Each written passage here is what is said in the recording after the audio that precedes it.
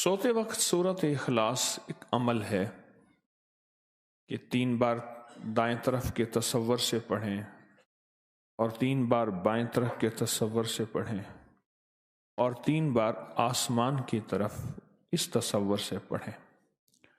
3 بار پڑھیں تو دائیں طرف پھونکیں، 3 بار پڑھیں تو بائیں طرف پھونکیں اور 3 بار پڑھیں تو آسمان کی طرف پھونکیں۔ یہ عمل کیا ہے اور کیوں ہے؟ سب سے پہلے تو ایک لفظ یاد رکھیے گا کہ تجربہ دلیل کا محتاج نہیں ہوتا۔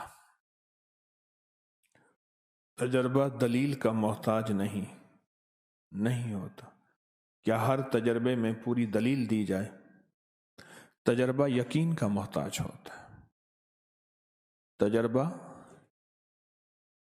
یقین کا محتاج ہوتا ہے، اس کے لیے کامل یقین ہو، مکمل یقین ہو۔ اندرون سندھ میں گیا ایک کنویں پہ، اب بھی وہ کنواں بیلوں سے چلتا ہے، ساتھ مندر ہے ہندوؤں کا۔ اس کنویں میں پیسے بھی ڈالتے ہیں، فروٹ، سبزیاں، پھل، روپے، جو چیز اس میں ڈالتے ہیں۔ فروٹ، پھل، سبزیوں کی وجہ سے اس کنویں کے پانی میں سخت عفونت ہے، لیکن اس کو جب کنواں چلتا ہے پیتے ہیں، کہتے ہیں یقین ہے کہ اس میں کامل شفا ہے، مسائل کا حل ہے، مشکلات سے دوری ہے۔ تجربہ دلیل کا نہیں، یقین کا محتاج ہوتا ہے۔ سورۃ اخلاص، مشرکین نے پوچھا کہ اللہ کے حبیب سے آپ اپنے رب کا تعارف کروائیں۔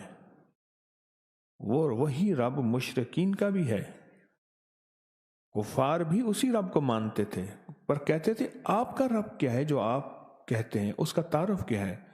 تو اللہ پاک نے یہ لفظ ان کے سنا تو جبریل آئے اور سورۃ اخلاص لائے کہ میرے رب کا یہ تعارف ہے۔ احد بھی ہے، صمد بھی ہے، لم یلد ولم یولد بھی ہے، اور ولم یکن لہ کفوا۔ اب ایک چیز آپ محسوس کریں، سورۃ اخلاص میں پہلے احد آیا ہے، قل هو اللہ احد، کوئی نقطہ نہیں، اللہ الصمد، کوئی نقطہ نہیں، اور آخر میں پھر لم یلد ولم یولد ولم یکن لہ کفوا، کوئی نقطہ نہیں۔ یہ جو لفظ احد ہے نا، حضرت بلال کو سمجھ آ گیا تھا، جتنا ظلم، استبداد، آگ پہ گھسیٹنا تکلیف، ان کے منہ سے ایک لفظ نکلتا تھا، احد احد احد، بس وہی ہے، اس کے علاوہ کوئی ہے ہی نہیں، وہی ہے۔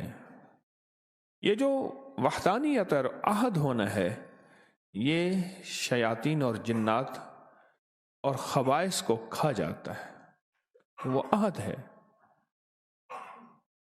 اور جب یہ لفظ آپ پڑھتے ہیں تو وہ جناتی اور شیطانی چیزیں جو آپ کے ساتھ ہر وقت ہیں، آپ کے دسترخوان پہ بھی ہیں، آپ کے بستر پہ بھی ہیں، آپ کے بیت الخلاء پہ بھی ہیں، آپ کے گھر میں بھی ہیں۔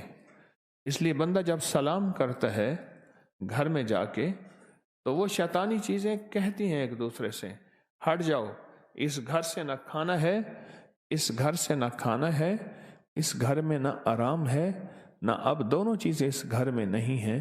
کیوں؟ ایک حیرت انگیز طاقتور نام اللہ جل شانہ کا لیا جاتا ہے جس سے وہ شیطانی چیزیں ہٹتی ہیں اور دور ہو جاتی ہیں۔ اس لیے زندگی میں سورۃ اخلاص پڑھنے والا وہ شیطانی حملوں سے محفوظ، شیطانی حملوں سے محفوظ، برے خواب سے محفوظ، بری موت سے محفوظ۔ ایسی موت جو غفلت سے آ جائے۔ کتنے لوگ سوئے پھر نہ اٹھ سکے، کتنے لوگ سوئے پھر واپس نہ آ سکے، اور سورۃ اخلاص کے ساتھ جو موکلات اور فرشتے ہیں وہ اس بندے کے دین، ایمان اور دل کی روشنی کو قائم رکھتے ہیں۔ اس لیے قبر والوں کے قریب کلمے کے بعد جو سب سے بہترین، مبارک اور معتبر اور مستند اور بابرکت نورانیت چیز सूरत इखलास है।